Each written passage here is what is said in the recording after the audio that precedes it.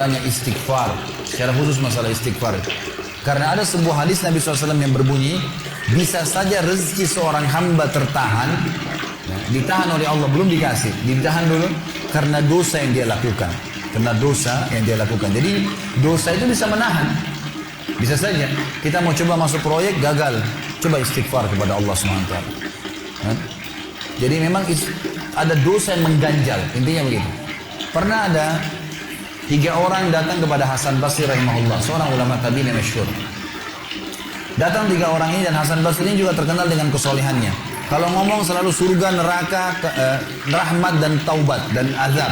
Itu saja berputar perkataannya Hasan Basri rahimahullah. Jadi orang sering datang ke rumahnya minta nasihat. Ada 3 orang datang satu hari antri di rumahnya, yang satu masuk mengatakan, wahai imam, wahai kiai, wahai ustaz, saya sudah lama menikah dengan istri saya ini, tapi belum dapat anak, sudah 10 tahun menikah nggak dapat anak. Kami sudah ikhtiar ke tabib ini, minum itu, tapi belum juga Allah takdirkan. Apa saran Anda? Maka kata Hasan Basri, perbanyak istighfar.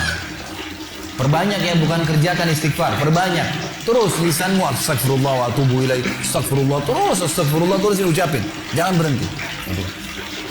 Maka kemudian keluar orang tersebut. Masuk orang kedua mengatakan, wahai imam, saya sudah lama kena penyakit di perut saya, sakit terus.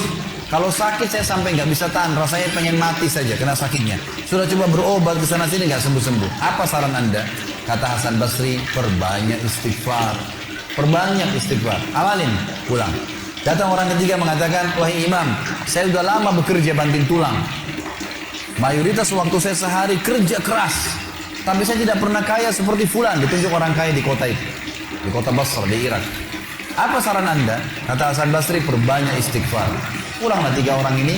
Lalu kemudian istri Hasan Basri bertanya, wahai suamiku, ketiga orang ini tadi butuh, satu mungkin dikasih modal, mungkin satu ditunjukkan tabib yang tepat, mungkin obat. Kenapa Anda cuma suruh istighfar saja?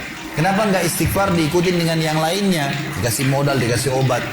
Kata Hasan Basri, wahai istriku, tidakkah kau dengar kalau mereka sudah ikhtiar dan sekarang tinggal mereka terbuntu, tertutup di sebuah pintu yang mereka tidak tahu bagaimana jalan keluarnya.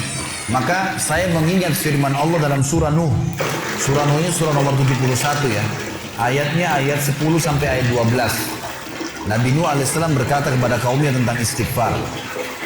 Surah Nuh surah nomor 71 ayat 7 ayat 10 sampai ayat 12. A'udzubillahi minasyaitonirrajim, faqultu astaghfiru rabbakum innahu kana ghaffara. Yursilis samaa'a 'alaikum midrara wa yumdidkum bi amwalin wa banin wa yaj'al lakum jannatin wa yaj'al lakum anhara. Kata Nabi, kata Allah Subhanahu wa taala, Nuh berkata kepada kaumnya, istighfarlah, minta taubatlah kepada Tuhan kalian, sesungguhnya Dia Maha menerima taubat hamba-hambanya. Manfaatnya Dia akan menurunkan untuk kalian dari langit midrara. Midrar kata para ulama tafsir bisa berarti hujan yang lebat, bisa berarti rezeki yang non-stop, terus dikasih sama Allah bertubi-tubi.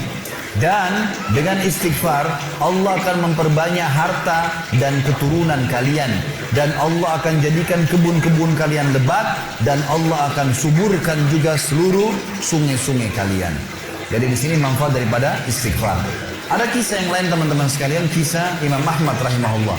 Imam Ahmad rahimahullah dari 4 mazhab tadi, Abu Hanifah, Malik, Syafi'i dan Ahmad. Ahmad bin Hanbal muridnya Imam Syafi'i.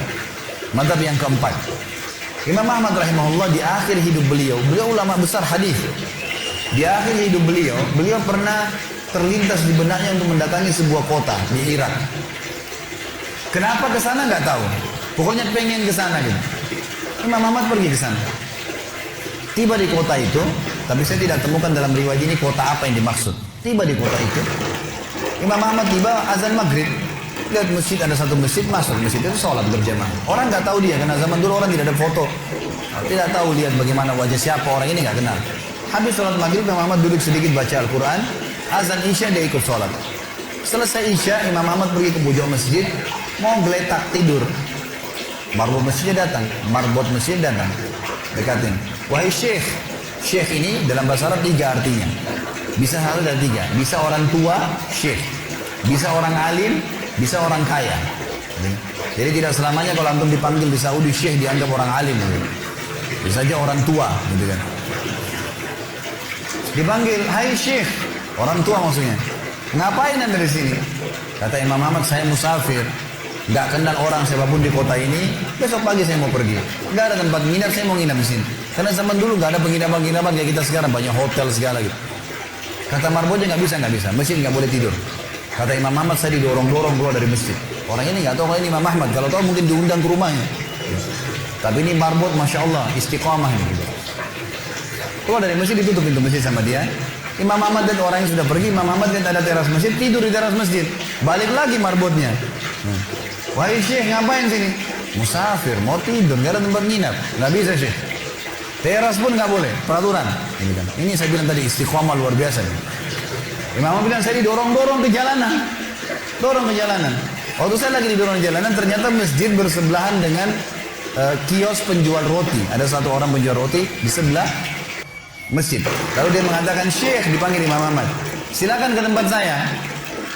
Imam Ahmad pun datang. Dia bilang, saya punya rumah tidak jauh dari sini, ini kios saya, ada ruangan tempat tidur saya. Silakan anda pakai nginap, besok anda mau pulang silakan. Kata Imam Ahmad menceritakan tentang keadaan dia dengan penjual roti ini. Dia bilang, ada satu perilaku penjual roti ini yang unik. Imam Ahmad tertarik dengan itu. Dia bilang, setiap kali orang ini pecahin telur, ngambil terigu, ngambil garam, itu sambil astagfirullah wa atubu ilaih, astagfirullah wa atubu ilaih. Terus lisannya nggak pernah berhenti nih, astagfirullah wa atubu ilaih, kecuali Imam Ahmad bilang, saya ajak ngomong atau dia bertanya pada saya. Kalau berhenti, istighfar lagi. Selalu begitu. Kata Imam Ahmad, saya bertanya, sudah berapa lama kau amalkan nih? Orang itu bilang, sudah lama, dari saya masih bujang. Kebetulan orang ini sudah tua, seumur sama Imam Ahmad. Sudah mendekati 60 tahun lebih gitu. Baik, dia bilang, sudah lama, dari saya masih bujang. Kata Imam Ahmad, ma thamaratu istighfari, apa manfaatnya istighfarmu? Apa yang kau dapatkan dengan istighfar yang sebanyak ini? Kata dia, tidak ada apapun yang saya minta kepada Allah kecuali diijabah. Apa saja saya minta Allah kasih, tinggal satu yang belum Allah kasih. Kata Imam Ahmad, apa itu?